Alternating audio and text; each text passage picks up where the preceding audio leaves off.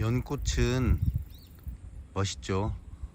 연못 자체도 여름에는. 근데 여름이 지나고 가을, 겨울에는 이렇게 앙상해집니다. 좀 지저분하죠.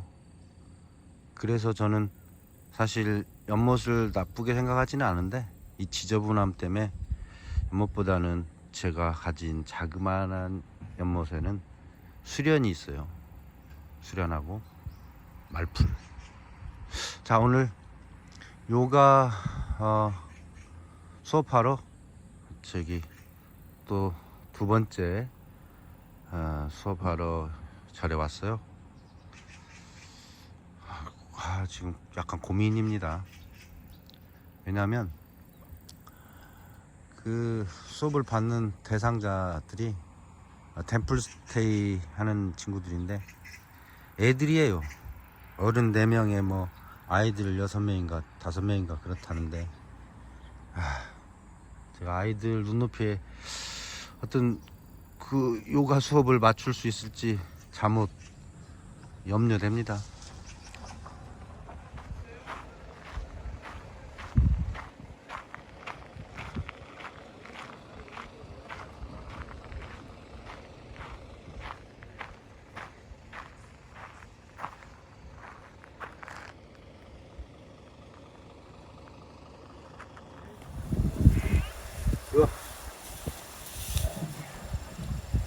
가자.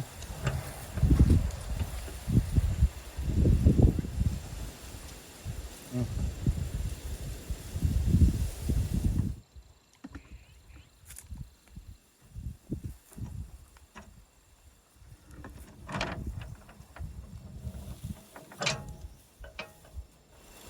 오늘 사찰에서 그 요가 강의를 했는데요.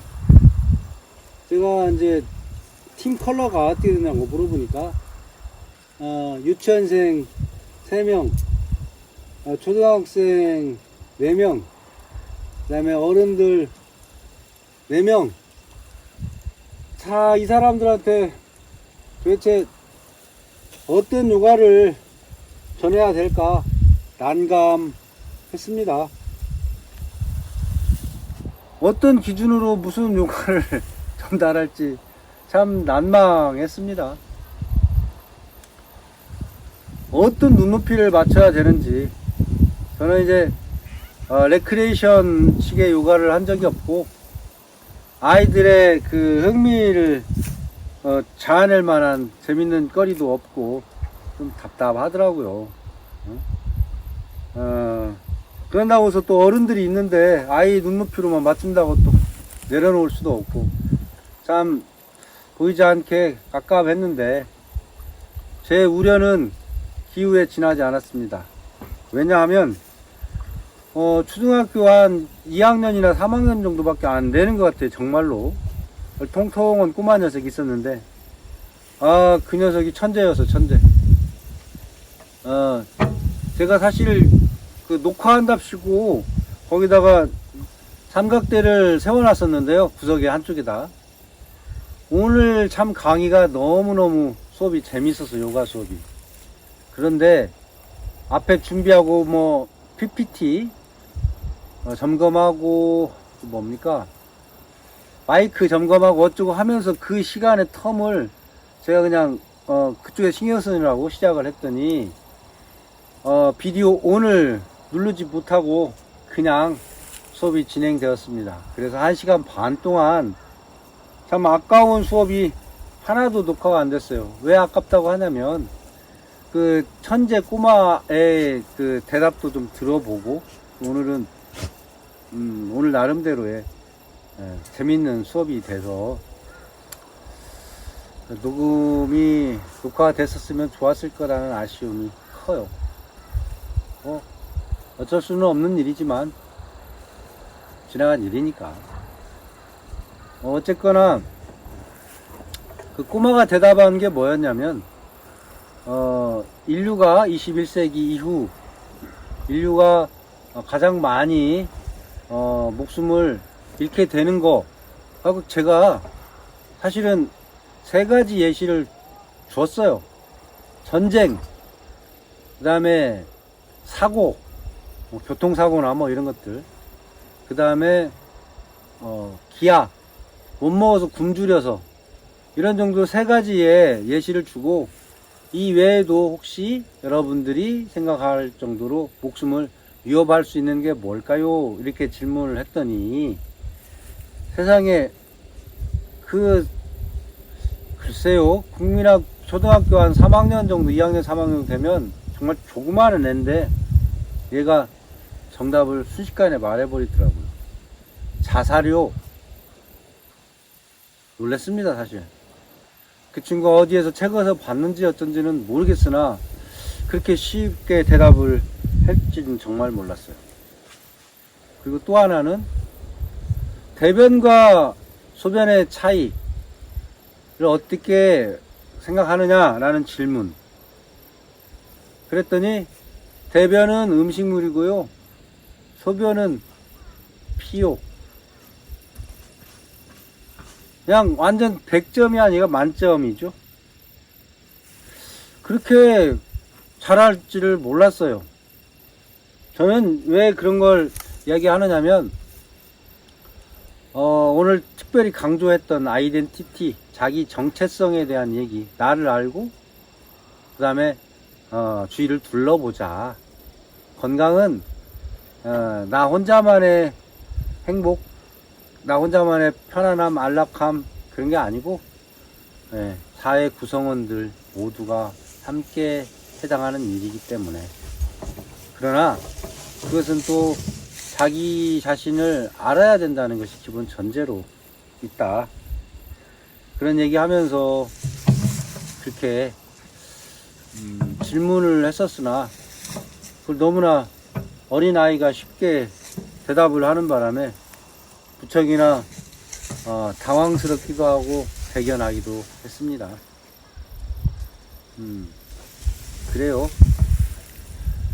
전쟁보다 더 힘든 게 앞으로 자기 스스로의 삶을 지우는 그 나약함, 자기 정체성이 확립되지 못한 상태에서 세상을 살아가는, 그래서 남들만 따라다니는 얼뜨기, 얼치기, 이런 유의 사람들이 많아질 거다. 게임을 하다 보면 캐릭이라고 하죠. 캐릭터가 죽기도 하고 사라지기도 하고 배터리 달듯이 없어지기도 하고, 그런데 돈만 주면 새로 살 수 있는 거잖아요. 그리고 게임은 사실 가만히 보면 남을 죽이거나, 여기서 말하는 남은 꼭 사람만이 아니죠. 어떤 동물이나 뭐 사냥을 한다든가 어떻게든 죽이는 것이 게임인 거예요. 참 잔인하죠. 아무리 가상의 공간에서의 죽고 죽이는 행위라 하지만, 뭐 그 외에 그 오락적인 뭐 보물찾기를 한다든가 성을 쌓는다든가 여러 가지 유형의 게임이 뭐 없는 건 아니나, 일단 뭔가를 때려 부시고 죽이고 마법을 쓰고 뭐 활을 날리고 총을 쏘고 하는 것들, 이런 것이 뭐예요? 게임의 형태잖아요. 인간은 유연하기 때문에 캐릭터가 사라지고 다시 사고 하는 것은 가상 공간에서는 가능하나 현실 공간에서는 그게 불가능하다는 것을 사실상 게이머는 젊은 친구들이 많이 놓칠 수 있다라는 우려인 거죠. 근데 역시 저도 나이 먹은 꼰대에 지나지 않았다. 왜냐? 그만한 정도는 아이들도 다 안다. 약간의 그 중독된 또라이들 녀석들이 있긴 하겠지만, 일반적인 사회 속에서 구성원으로서 교육받아가는 아이들은 그 정도는 알 거다. 그런 거고요. 인체학이라고 제가 요즘에 많이 강조해요. 그러니까 해부 생리학, 해부학과 생리학, 이것은 의사가 되려고 하는 사람들이 공부하는 과목인데, 기본 과목. 해부학은 일단 죽은 사람을 이렇게 조금씩 부분 메스로 떼어내서 확인하는 거라면, 생리학은 이제 살아있는 사람들이 어떤 순환 구조를 가지고 어디가 막히고 어디가 끊어지고 어디가 좀 어짜라거나 아니면 이상 변이를 일으켰나 이런 것들을 찾아내는 거잖아요. 정상적인 통로에서 벗어난 것들을 찾아내는 게 이제 생리학이라고 한다면, 그것은 전문적인 전문의들이 공부하는 거라고 그냥 가정하고요. 좀 보편적으로 알기 쉽게 우리의 몸의 어떤 계통, 호흡기계, 뭐 내분비계, 골격계, 뭐 피부계, 뭐 이런 거 있잖아요. 뇌순환계, 뭐 이런 것들, 소화기계, 이런 것들에 대한 공부를 어릴 때부터 시켜야 된다. 내 몸은 아프면 의사가 알아서 해줄 거야 라는 그냥 막연한 그 의존 심리가 아니라, 내 몸에 대한 이해를 하게 되면 다른 사람에 대한 소중함, 내가 아프면 다른 사람도 아프겠지, 어디 부위? 정확하게 찾아낼 수도 있고요. 그런 게 왜 동양이나 서양이나 공부를 안 하고 논어, 맹자, 이런 것들 주로 공부를 하고, 예의 지키는 것들, 남에게 보여지는 것들, 물론 인성과 마음가짐을 얘기하겠지만 자기 몸에 대한 이해를 너무 못하고 있다. 서양의 그 공부도 어떤 면에서는 마찬가지고요.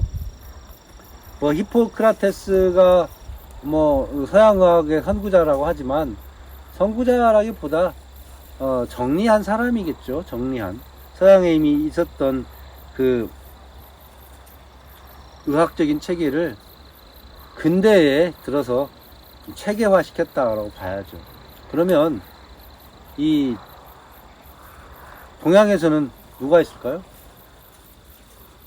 수많은 사람들 있죠. 중국의 화타, 편작 이렇게 있겠고, 우리나라에서는 동의보감, 허균, 허준잠, 허준, 이런 분들이 있겠죠. 그런 사람들이 있음으로 해서 그 계통이 또는 그런 전통이, 그런 그 모아진 정보가 전승됐다라고 봐야 되겠죠. 근데 그게 저는 좀 더 인명경시하는 이런 그런 풍조에서는 사람에 대한 몸을 이해하는 성교육 같은 거 시키잖아요, 어린애들. 성뿐만이 아니라 이제 모든 것을 기본적으로는 가르쳐 줘야 된다. 옛날에는 가정 선생님이 있었고 체육 선생님이 있었는데, 좀 통폐합 해가지고 그걸 같이 거기다가 좀 묶어줘야 되지 않을까, 그런 생각합니다. 왜 내가 생각하는 생각을 다른 사람들은 못 해낼까, 좀 아쉬워요. 자, 가을바람이 소슬해서 강아지를 데리고 오늘 또 좀 뭔가를 좀 해봐야지 하면서 시골에 나와봤네요. 근데 막 서둘러서 무엇을 해야 되겠다, 그런 생각은 별로 나지 않습니다. 왜냐하면 그냥 이 정도도 괜찮거든요.